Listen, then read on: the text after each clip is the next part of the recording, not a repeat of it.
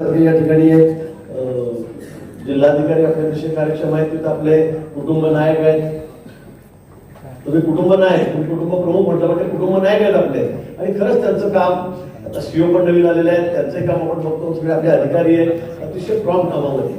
म्हणजे काही काही लोक आपल्या कामाची छाप सोडून जातात. तुला फोन सांगितले खरंच आहे.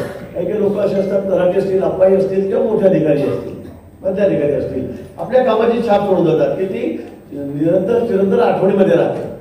अशी जिल्हाधिकारी होते, अशी आमच्याकडे तहसीलदार होते, आमच्याकडे असे अप्पा येऊन गेले, काही कोणाला अडचण नाही. काम विचारांनी सरळ सांगितलं की पटकन काम, कुठे अडवणूक नाही, घडवणूक नाही. असे लोक नाव घेतात आणि ते शेवटपर्यंत घेतात. शेवटपर्यंत नाव घेतात की नाही हो आमच्याकडे असे. आम्हाला आता परिस्थिती इतका अनुभव की आम्ही काही लोक ठराविक लोकांचे नाव असे घेतो की बापरे एकदम कामामध्ये सांगितलं की झालंच पाहिजे काम. आणि खरं सांगतो आपल्या जिल्हाधिकाऱ्यांचं काम तसंच आहे. म्हणजे गमतीचे काम सोडून द्या, पण ते सगळ्यांना बरोबर सांभाळते. कामात तर आहे, पण सगळ्यांना बरोबर सांभाळण्यामध्ये त्यांचा हात काढला आहे. म्हणजे मला वाटतं माझेच आहे, तुम्हाला वाटतं तुमचेच आहे, सावकारांना वाटतं माझेच आहे, तिकडे पूर्वेकडे पण वाटतं माझेच आहे.